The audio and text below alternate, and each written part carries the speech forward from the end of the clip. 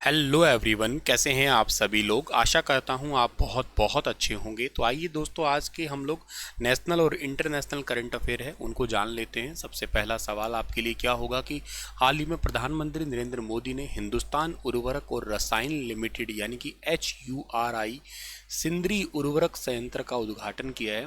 यह झारखंड के निम्नलिखित में से किस जिले के अंदर है? तो ये झारखंड के अभी इसका उद्घाटन किया है, ये धनबाद जिले के अंदर है। पहले तो मैं आपको ये क्लियर कर देता हूँ कि ये HURL ये क्या है। ये एक कंपनी है, नई कंपनी बनी है। इसका पूरा नाम तो आपको पता लग ही गया है, क्या? हिंदुस्तान उर्वरक रसायन लिमिटेड, HURL। ये कंपनी कब बनी? ये कंपनी बनी साल 2016 में। इसको बनाया किसने है? इसको बनाया है Fertilizer Corporation of India Limited के द्वारा। के साथ में इसको बनाया है कोल इंडिया लिमिटेड के द्वारा। के साथ में इसको बनाया है NTPC के द्वारा। के साथ में इसमें Indian Oil Corporation Limited IOCL। मतलब इन चारों ने मिलके बनाया। और जो Fertilizer Corporation of India Limited है, इसका हिस्सा इसमें है 11%। और इन बाकियों का जो है ना, इसमें है 29.5%। इसका भी 29.5% और इसका भी 29.5% है। अब इन सब ने मिलके बना तो दिया। अब आपके बात दिमाग में आएगी कि सर इन्होंने क्यों बनाया, ये कारण क्या था बनाने का? इनका कारण था बनाने का, भारत के अंदर एक तो प्लांट जिसका नाम है सिंदरी, ठीक है ना, सिंदरी जिसका ये सवाल है। दूसरा प्लांट है जिसका नाम है बेरोनी, ठीक है ना, बेरोनी। और तीसरा जो प्लांट है वो है गोरखपुर, ठीक है ना, गोरखपुर। और ये गोरखपुर जो है ना आपका यूपी वाला गोरखपुर है, एक हरियाणा में भी है। और ये जो बरौनी प्लांट है ना, ये कहाँ पे? ये बिहार का है। और सिंदरी प्लांट जो है ना, ये धनबाद का है, आपका धनबाद का। इन तीनों प्लांट, ये तीनों के तीनों कैसे प्लांट है? तीनों के तीनों फर्टिलाइजर रिलेटेड प्लांट है आपके, ठीक है ना। तीनों के तीनों कैसे प्लांट है आपके? ये तीनों के तीनों है फर्टिलाइजर प्लांट्स है, फर्टिलाइजर प्लांट है ये तीनों के तीनों। इन फर्टिलाइजर प्लांट को इतना बड़ा बनाना है कि ये बेसिकली हर साल लगभग लगभग 12.7 लाख टन, ठीक है ना, 12.7 लाख टन जो है ना, ये इतना यूरिया बना सके, ठीक है ना। एक्चुअली ये इन तीनों प्लांट को इतना बड़ा बनाना है और 12.7 लाख टन का हर साल जो है ना, ये यूरिया बना सके। और ये बना सके इसके लिए ठेका किसको दिया गया? HURL को ठेका दिया गया। मेरी बात को समझे तुम लोग? दोबारा सुनो। HURL एक नई कंपनी बनी। फुल फॉर्म इसका क्या है? हिंदुस्तान उर्वरक और रसायन लिमिटेड है। बनाई किन्होंने? बनाई इन चारों ने मिलके, यानी कि एक है Fertilizer Corporation of India Limited FCIL ने बनाई, एक है कोल इंडिया लिमिटेड, एक है NTPC, एक इंडियन ऑयल कॉरपोरेशन लिमिटेड। इन चारों ने मिलके बनाई। क्यों बनाया? क्योंकि ये तीन फर्टिलाइजर प्लांट है, एक सिंदरी है, एक बरौनी है और एक गोरखपुर है। सिंदरी धनबाद का, बरौनी बिहार का, गोरखपुर यूपी का। ये तीनों सालाना लगभग 12.5 लाख या 12.7 लाख टन जो है इतना यूरिया बना सके। इसके लिए ठेका किसको दिया गया? HURL को दिया गया। अब बात ये आती है, क्या ये काम पूरा कर पाए, है ना? क्या ये काम ये पूरा कर पाए? तो हाँ, गोरखपुर ये काम पूरा कर चुका है, ये सबसे पहला बना। सिंदरी का तो ये सवाल बना ही है, इतना भी हाल ही में पूरा किया कंप्लीट।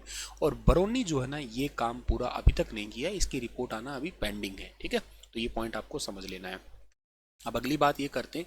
एक किताब अभी थोड़े समय पहले बहुत ही ज़्यादा मतलब चर्चा में रही थी, जिसका नाम क्या था? जिसका नाम था फर्टिलाइजिंग, ठीक है ना, fertilising, fertilising the future, fertilising the future, FUTURE, fertilising the future. इस किताब के लेखक कौन है पता है आपको? इस किताब के लेखक है मनसुख मांडविया। कौन है मनसुख मांडविया? पता है आपको मनसुख मांडविया कौन है? ये हमारे भारत के स्वास्थ्य मंत्री है। आपको मैं बता देता हूँ कि भारत का टारगेट है आने वाले टाइम में बहुत ज़्यादा फर्टिलाइज़र जो है ना उसको बना सके। और उर्वरक आत्मनिर्भरता की राह, इसकी हिंदी कह सकते हो आप लोग, fertilising the future. Mansukh Mandaviya इसके लेखक है।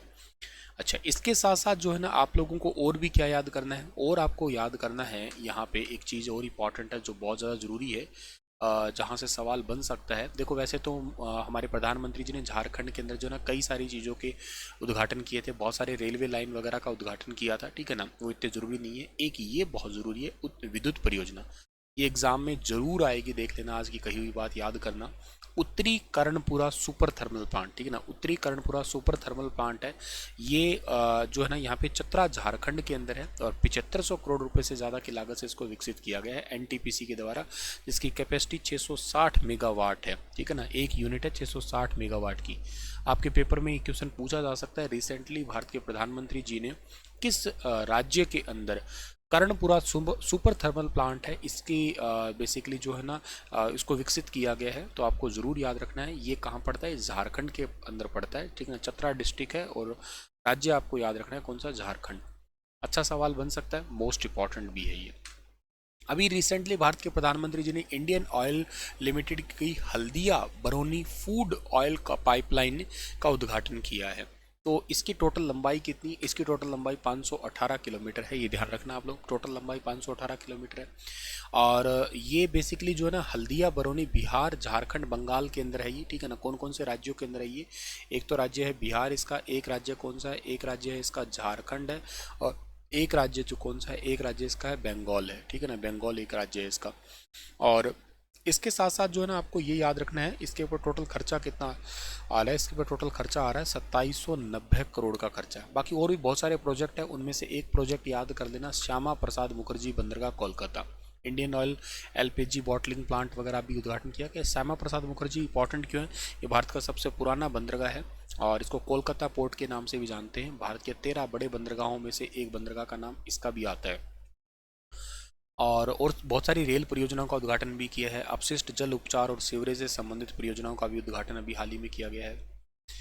हाल ही में भारत ने समुद्री मार्ग से निम्नलिखित में से किस देश के लिए अनार यानी कि पॉम ग्रेनेट की अपनी पहली व्यावसायिक जो यानी कि कमर्शियल ट्रायल शिपमेंट है इसका सफलतापूर्वक रवाना किया, मतलब हमने पहली बार जो ना अनार को बाहर भेजा है। और कहाँ भेजा है हमने भेजा है अमेरिका के अंदर सबसे पहली बार, ठीक है ना। अच्छा, ये किसके थ्रू ऐसा काम किया गया है, ये काम किया गया है सारा एपिडा के थ्रू। एपिडा, एपिडा का फुल फॉर्म जानते हो आप लोग क्या है, agriculture, A for agriculture processed food product export बोलते हैं इसको, agriculture processed food, agriculture processed food जो है ना, और उसको ही प्रोडक्ट एक्सपोर्ट करने के लिए एक डेवलपमेंट अथॉरिटी है ये आपकी, ठीक है ना।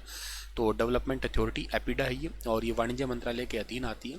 भारत में आपको पता है सबसे ज़्यादा अनार कहाँ होते हैं, भारत में सबसे ज़्यादा अनार जो है ना वो होते हैं महाराष्ट्र के अंदर होते हैं, पूरे भारत के लगभग 50% अनार यहीं होते हैं। और आपको मैं बताता हूँ जो अमेरिका अनार भेजा गया ना वो ये भी महाराष्ट्र से ही भेजा गया, महाराष्ट्र के अंदर एक जगह है सांगोला, सांगोला से भेजा गया, नासिक में बहुत फेमस अनार है। और एक मैं आपको बताता हूँ महाराष्ट्र के एक सोलापुर जगह है, सोलापुर, ठीक है ना, वहाँ पे एक अनार से रिलेटेड एक आपका सेंटर भी है, national research centre on pomegranate के नाम से जानते हो उसको, शॉर्ट फॉर्म लिख देता हूँ मैं NRCP, national research centre on pomegranate, ठीक है। और ये ICAR के अधीन आता है। भारत में और भी कई अनार होते हैं क्या, हाँ होते हैं, कर्नाटक में अनार होते हैं, इसके अलावा राजस्थान में बहुत अनार होते हैं, आंध्र प्रदेश में भी अनार होते हैं, गुजरात में भी होते हैं, हमारे घर में भी बहुत सारे अनार के पौधे हैं वैसे, ठीक है ना, कई सारे पौधे हैं। हालांकि अब थोड़ा कंस्ट्रक्शन वर्क चल रहा है तो थोड़े उनको हटा दिया गया है, क्वालिटी थोड़ी समय के साथ में ख़राब हो जाती है इनकी, तो अब नई क्वालिटी के पौधे लगाने का विचार है। और इवन मेरा तो आने वाले समय में विचार बाग लगाने का ही है, तो मैं बड़ा ट्राई कर रहा हूँ कि कौन सी विधि या मतलब कौन सा पौधा लगाया जाए। मुझे अभी मतलब कई सारे फ्रूट्स में कन्फ्यूजन है, जैसे आलू बुखारा, आड़ू, अमरूद, किन्नू, अनार, ठीक है ना, और मतलब कई सारी चीज़ें हैं जिनमें थोड़ा कन्फ्यूजन चल रहा है अभी। खैर इन फ्यूचर के लिए जब बनेगा तो मैं आपको ज़रूर वीडियो के माध्यम से बता पाऊँगा, ठीक है ना। फ्यूचर प्रोजेक्ट्स है मेरे ये वाले। आगे बढ़ते हैं तो अगला सवाल है कि हाल ही में रक्षा मंत्रालय ने MiG-29 विमान के लिए RD-33 एग्रो इंजन्स की खरीद के लिए निम्नलिखित में से किस कंपनी के साथ एक अनुबंध पे हस्ताक्षर किए हैं। Recently the defence ministry has signed है contract with which of the following company for the procurement of the RD-33 aero engines for MiG-29 aircraft. तो इस सवाल का ठीक आंसर है हिंदुस्तान एरोनॉटिक्स लिमिटेड, यानी कि हॉल के नाम से इसको जाना करते हैं हम लोग। और ये जो है ना बेसिकली कोरापुट ओडिशा की फैक्ट्री में बनाया जाएगा ये इंजन। MiG-29 विमानों को जो ना रूसी विमान के नाम से भी जाना करते हैं, एक प्रकार से कह सकते हो आप लोग, ठीक है। आगे बढ़ते हैं। और अभी रिसेंटली जो है ना बहुत सारे करोड़ का जो है एक्चुअली, जैसे 39,125.39 करोड़ के 5 प्रमुख पूंजी अधिग्रहण अनुबंध पे हस्ताक्षर भी किए गए थे। जैसे क्लोज इन वेपन सिस्टम को भी खरीदने की बात हुई थी, ब्रह्मोस मिसाइलों की खरीदने के लिए भी अभी रिसेंटली बात हुई थी। और ब्रह्मोस मैं आपको बता देता हूँ, इंडिया और रूस ने मिलकर बनाया ब्रह्मोस को, ठीक है। हाल ही में रक्षा मंत्री जिनका नाम है राजनाथ सिंह, और उन्होंने गोवा में नौसेना युद्ध कॉलेज नेवल वॉर कॉलेज के नए प्रशासन सह प्रशिक्षण केंद्र एडमिन कम ट्रेनिंग बिल्डिंग का उद्घाटन किया है। इस सेंटर का नाम क्या है? इसका नाम है चोल। आपको पता है चोल वंश पल्लव वंश को हराने के बाद भी सेटअप हुआ था, और दक्षिण भारत का एक बहुत ही बड़ा वंश के रूप में निकल के आया था ये। बहुत सारी समुद्री विजय हासिल की थी इसने। और चोल वंश के जो प्रसिद्ध राजा थे ना, या बहुत ही प्रसिद्ध शासक रहे थे ना, उनका नाम आपको याद हो तो राजेंद्र चोल था, ठीक है ना। हिस्ट्री में कभी पढ़ा हो आप लोगों ने। और राजनाथ सिंह ने जो है ना ये चोल नाम से अभी रिसेंटली उद्घाटन किया है। अगला जो सवाल आपके पास में आता है वो क्या रहेगा? नेक्स्ट आपका क्वेश्चन ये रहेगा यहाँ पे कि हाल ही में निम्नलिखित में से किस कंपनी ने गुजरात के हजीरा में am Naik heavy engineering complex में ग्रीन हाइड्रोजन प्लांट में अपना पहला स्वदेशी यानी कि इलेक्ट्रो सेलर जो है ना इसको स्टार्ट किया है? तो ये किया अभी लार्सन एंड ट्रूबो ने, LNTB ने, हजीरा गुजरात के अंदर। बहुत ही फेमस कंपनी है LNT। 2030 तक जो है ना 5 MMT ग्रीन हर्ज उत्पादन करने की क्षमता का विकसित कर रही है ये वाली ग्रीन जो हाइड्रोजन मिशन के तहत ही, ठीक है। तो ऑप्शन नंबर ए इस सवाल का ठीक है हमारा। अगला सवाल आपके पास में आता है कि हाल ही में निम्नलिखित में से किसे संसद सुरक्षा यानी कि पार्लियामेंट सिक्योरिटी के प्रमुख जॉइंट सेक्रेटरी सिक्योरिटी के रूप में नियुक्त किया गया है? ये अनुराग अग्रवाल को नियुक्त किया गया है अभी हाल ही में। और इसके साथ साथ जो ना ये CISF के ऑफिसर भी है। संसद की सुरक्षा भी हाल ही में किसको दी गई है? CISF को। थोड़े दिन पहले संसद की सुरक्षा चूक हुई थी, सुना होगा आप लोगों ने। पहले दिल्ली पुलिस किया करती थी, अब CISF के पास में आ गई है संसद की सुरक्षा, ठीक है। CISF जो है ना एयरपोर्ट को भी सुरक्षा देती है, बता देता हूँ आपको। सरकारी एक महारत्न कंपनी के रूप में आती है ये। और अभी दलजीत सिंह चौधरी से रिलेटेड क्वेश्चन याद आ रहा है मुझे।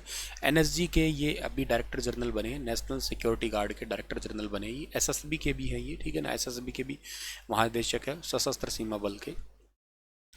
शक्ति India election fast checking collective परियोजना के साथ अभी समझौता किसने किया है? गूगल ने किया है। आपको पता ना इलेक्शन के टाइम पे बहुत सारे ऐसे मतलब एक्चुअली रूमर्स वायरल होते हैं, तो उनको रियल है कि नहीं है ये चेक करने के लिए फेक न्यूज़ को मतलब फैक्ट के रूप में या रियल न्यूज़ में बदलने के लिए शक्ति है ये इंडिया का इलेक्शन फैक्ट चेकिंग कलेक्टिव परियोजना है। 2024 के आम चुनाव के लिए गूगल इसमें हेल्प कर रहा है। और इस बार की अपनी टैगलाइन क्या है इलेक्शन की, आपको याद है? ये चुनाव का पर्व, ठीक है ना। इस बार की टैगलाइन है अपनी चुनाव का पर्व देश का गौरव, ठीक है ना। देश का गौरव, ये इस बार की अपनी टैगलाइन है। राष्ट्रीय मतदाता दिवस कब मनाते हैं? 25 जन को मनाते हैं। और पूरे इंडिया के अंदर जो है ना इंडिया के आइकन कौन है, चुनाव आइकन कौन है? राजकुमार राव। उनकी एक मूवी है न्यूटन, देखना कभी, नक्सल इलाके में वोटिंग से रिलेटेड है, काफ़ी अच्छी मूवी है। और उसी के आधार पे ही जो है ना ये इनको बनाया गया। अभी पंजाब के भी स्टेट आइकन बनाया गया शुभमन गिल को, ठीक है। चापचार कूट उत्सव पेपरों में 2-3 बार आ चुका है, ये फिर भी आ जाएगा, बहुत इंपॉर्टेंट है। चापचार कूट फेस्टिवल किस राज्य में मनाते हैं? ये मिजोरम में सेलिब्रेट किया जाता है आपका। मिजोरम में मार्च के पहले सप्ताह में मनाते हैं। क्यों मनाते हैं? ये इसलिए मनाते हैं क्योंकि झूम खेती होती है ना। झूम खेती क्या होती है पता है? पहले जंगलों को काट दिया जाता है, जंगलों को काट के जलाया जाता है, फिर वहाँ पर खेती की जाती है। तो ये शिफ्टिंग एग्रीकल्चर भी इसको बोला करते हैं, झूम खेती, शिफ्टिंग कल्टीवेशन भी कहते हैं। जंगलों को जला के कृषि योग्य भूमि बनाते हैं, और इसमें भगवान को ये थैंक यू बोलते हैं एक्चुअली। और इसको ना मीज़ो फेस्टिवल के नाम से जानते हैं। मीज़ो फेस्टिवल। यहाँ पे एक डांस भी करते हैं जिसको कहा करते हैं चुराव डांस, ठीक है ना। चुराव डांस के नाम से जानते हैं, बहुत फेमस डांस है। ऐसे इस टाइप से कुछ वो ना ऐसे आप बचपन में कभी खेले हो क्या आप लोग? ऐसे उसको हम लोग पाड़ा बोलते थे, पता नहीं आप क्या बोलते थे, आई डोंट नो। इस टाइप से हाथ में एक ऐसे उस पत्थर सा होता था, इसको फेंक के हम इधर आंख बंद करके एम्बो करके घुमा करते थे। मुझे याद है ऐसे खेले थे, ठीक है ना। थोड़ा बहुत ही खेले थे, ज़्यादातर तो बहनें खेला करती थी, पर मैंने भी खेला हूँ, मुझे याद है थोड़ा थोड़ा ये। तो उस टाइप का ही एक डांस है, ठीक है ना, काफ़ी फेमस है। हाल ही में निम्नलिखित में से किस देश ने रूस से पारस-1 रिमोट सेंसिंग और इमेजिंग सैटेलाइट को अभी रिसेंटली सफलतापूर्वक लॉन्च किया है? तो इसको अभी रिसेंटली लॉन्च किया है ईरान से। रूस का बहुत अच्छा दोस्त जो है ना वो है इंडिया भी और ईरान भी है, दोनों ही है। ईरान से क्यों लॉन्च किया मुझे नहीं समझ में आता, शायद हो सकता है इनको सस्ता पड़ता होगा तो लॉन्च किया होगा। हालांकि इनके पास में खुद के पास भी इमेजिंग सैटेलाइट है बहुत सारे, ठीक है। पर इन्होंने ईरान से लॉन्च किया अभी हाल ही में। ईरान के रॉकेट का नाम भी बताता हूँ आपको, कहाँ किससे लॉन्च किया है। ये किया है सुयोज रॉकेट है, एक सुयोज रॉकेट, उससे। ये एक्चुअली सुयोज रॉकेट तो रशिया का है पर पारस-1 लॉन्च किया गया है अभी हाल ही में, और सफलतापूर्वक लॉन्च किया गया है अभी हाल ही में, ठीक है। ईरान का है। हाल ही में निम्नलिखित में से किस राज्य ने राज्य जल सूचना विज्ञान केंद्र state water informatics centre setup किया है? ये ओडिशा ने किया है। ओडिशा बहुत काम कर रहा है आजकल, ठीक है ना। ओडिशा की जो है ना ये मदद करेगा, ये कितने किस एरिया के अंदर कितना पानी है क्या है। किस राज्य में 100% अभी रिसेंटली पूर्वोत्तर राज्यों में 100% घरों में नल से जल पहुंच गया? अरुणाचल प्रदेश में पहुंचा है। भारत में पहला राज्य गोवा था ये। 5 करोड़ आयुष्मान कार्ड जारी करने वाला भारत का पहला राज्य कौन सा बना है? ये बना है जी, यूपी बना है। 5 करोड़ आयुष्मान कार्ड जारी करने वाला, ठीक है ना। और 2018 के अंदर एक प्रधानमंत्री जन आरोग्य योजना स्टार्ट हुई थी, जिसको आयुष्मान भारत योजना भी बोलते हैं। 2 नंबर पे इसमें कौन है? 2 नंबर पे इसमें एमपी है, यानी कि मध्य प्रदेश है। और 3 नंबर पे इसमें महाराष्ट्र, याद करना आप लोग। इसमें 5 लाख रुपए तक सालाना इलाज फ्री किया जाता है। भारत में 55 करोड़ लोग ऐसे हैं जिनको इस योजना के दायरे में लाया जा सकता है, लेकिन आज अब तक 28 करोड़ लोग ऐसे हैं जिनको ये कार्ड इश्यू हो चुका है। 5 करोड़ वाला, ठीक है, इसका आंसर यूपी हो गया ना आपका। हाँ, मध्य प्रदेश के नर्मदापुरम में बाइसन रिजोर्ट मदाई को पहला 5 लीफ यानी कि 5 स्टार रेटेड वाला स्वच्छता green leaf rating certificate recognition प्राप्त हुआ है। ये पहल किस डिपार्टमेंट की है? जल शक्ति मंत्रालय की ये पहल है एक्चुअली, और ये पहली बार स्टार्ट की गई है। ये होटल्स को, जो इको फ्रेंडली होटल होते हैं ना, उनको ये टैग दिया जाता है। नवंबर 2023 में इस योजना को स्टार्ट किया था, ठीक है। आगे बढ़ते हैं। अगला सवाल है कि इंटरनेशनल ट्रेड सेंटर आईटीसी और किस संगठन ने वुमेन एक्सपोर्टर इन डिजिटल इकोनॉमी फंड में 50 मिलियन अमेरिकी डॉलर लॉन्च किया है? तो अभी ये वर्ल्ड ट्रेड ऑर्गेनाइजेशन के साथ में जो है ना इन्होंने मिलके ये लॉन्च किया है। ऑप्शन नंबर ए ठीक है इसका हमारा। और 13वां वर्ल्ड ट्रेड ऑर्गेनाइजेशन अभी सम्मेलन हुआ था अबू धाबी के अंदर, और इसमें टोटल 2 नए देश जुड़ गए। ये क्वेश्चन भी पेपर में आएगा तुम्हारे, बहुत इंपॉर्टेंट है। एक का नाम है कोमोरोस और एक का नाम है तिमोर लेस्ते। अब टोटल हो गए इसके अंदर 166। पिछले 8 सालों से इसमें कोई भी देश नहीं जुड़े थे, लेकिन अब 2 देश नए जुड़ गए, कोमोरोस और एक तिमोर लेस्ते। 2 नए देश जुड़ गए इसके अंदर। इंडिया फार्मास्कोपिया स्टैंडर्ड, इसको मान्यता देने वाला दुनिया का पहला स्पेनिश देश कौन सा बना है? तो दुनिया का पहला स्पेनिश देश जो है इसमें निकारागुआ बना है। वैसे देखा जाए तो ये 6वां देश है, बता देता हूँ आपको मैं, लेकिन ये मतलब स्पेनिश भाषा का जो है ना ये देश है आपका कौन सा, पहला ही है स्पेनिश भाषा का। ऐसे 5 देश और कौन कौन से हैं? नेपाल है, एक अफगानिस्तान है, एक घाना भी है, एक सूरीनाम भी है, एक मॉरिशस है। इनका मतलब क्या है? इंडिया का जो दवाइयों का जो स्टैंडर्ड है ना उसको अपनाने वाले ऑलरेडी 5 देश थे। 6वां देश अब ये अपना चुका है। वेरी वेरी इंपॉर्टेंट है। सेंट्रल अमेरिका का देश है ये, ठीक है ना। इसकी ना मिस यूनिवर्स बनी थी अभी हाल ही में निकारागुआ की। उसका नाम आपको याद है? उसका नाम है आपका शेनिस, ठीक है ना। आगे भी कुछ और है, पालकोस पोलकोस करके है, मुझे याद नहीं आ रहा, पर मुझे शेनिस याद आ रहा है, मैंने बता दिया। हाल ही में अल्पसंख्यक मामलों के मंत्रालय ने centre of Avesta centre for Avesta Pahlavi study स्थापित करने के लिए किस संस्थान के साथ एक समझौता किया है? तो ये समझौता अभी हाल ही में किया गया है मुंबई यूनिवर्सिटी के साथ में, यानी कि ऑप्शन नंबर सी इस सवाल का ठीक है। ये पारसी समुदाय की एक भाषा है, ध्यान रखना। पारसी लोग जहाँ पूजा करते हैं आपको पता है उस जगह को क्या कहते हैं? उसको कहते हैं फायर टेम्पल क्या करते हैं जहाँ पे ये पूजा करते हैं। इंग्लिश में उसको कहा जाता है वैसे एग्री कहते हैं, ठीक है। स्पेलिंग देख लेना, हो सकता है गलत हो, ठीक है। एग्री कहते हैं, पर फायर टेम्पल भी कहते हैं उसको। और जैसे आप मंदिर में पूजा करते हैं ऐसे ये फायर टेम्पल में पूजा करते हैं। पारसी समुदाय की संख्या लगातार घटती जा रही है, तो इनको बार बार कहा जा रहा है कि आप ज़्यादा से ज़्यादा बच्चे पैदा करो ताकि आपका समुदाय है वो बना रह सके, ठीक है ना। पारसी समुदाय ईरान से आए हुए लोगों को कहा जाता है, ठीक है, ये ध्यान रखना। और इनका नया साल क्या कहलाता है? इनका नया साल नवरोज कहलाता है, नवरोज, ठीक है ना। नवरोज जो है ना इनका नया साल है। और जो ये यहूदी होते हैं जिनको जूस कहा करते हैं, ये कहाँ पूजा करते हैं? ये पूजा करा करते हैं इसके अंदर सनाया के अंदर, ठीक है ना। सनाया, SYNA, सनाया। सनाया आगे और भी नाम है, सनाया गोजे पता नहीं ऐसे कुछ करके, सनाया याद कर लेना, सना याद कर लेना, सनाया सना याद कर लेना आप लोग। यहाँ पे पूजा करते हैं ये लोग, ठीक है। तो अगला सवाल आपका कौन सा रहेगा? किस देश ने तुर्की महिला कप 2024 फुटबॉल टूर्नामेंट जीता? ये अभी रिसेंटली कोसोवो ने जीता, याद रखना, कोसोवो। और भारत को हराया है ये, ठीक है। इसमें बेस्ट इंडियन प्लेयर थी मनीषा कल्याण। और अभी रिसेंट कुछ डेज सेलिब्रेट किए गए, जैसे आपके जीरो डिस्क्रिमिनेशन डे है, ये कब मनाया जाता है आपका? ये 1 मार्च को मनाया जाता है। वर्ल्ड सिविल डिफेंस डे कब मनाते हैं? ये भी 1 मार्च को मनाते हैं। और इंटरनेशनल व्हील चेयर डे ये भी 1 मार्च को मनाते हैं। सिविल अकाउंट्स डे जो है ना ये भी हर साल 1 मार्च को ही सेलिब्रेट किया जाता है। इंटरनेशनल पोलर बियर डे भी 27 फेब को मनाते हैं, ये भी याद रखना आप लोग। 27 हर वर्ल्ड आपका समुद्री घास दिवस है ये तो ठीक है आपका 27 फरवरी को कौन सा मनाते हैं, पोलर बियर डे मनाते हैं। एक रेयर डिजीज डे है ये 29 फरवरी को मनाते हैं, लीप वाले वर्ष में ही आता है ये, ठीक है। चलो सर, इसी के साथ ये सेशन समाप्त होता है। हंसते मुस्कुराते रहना, फिर मिलता हूँ आप लोगों को मैं अपनी अगली क्लास के अंदर, तब तक अपना ख्याल रखना। राधे राधे।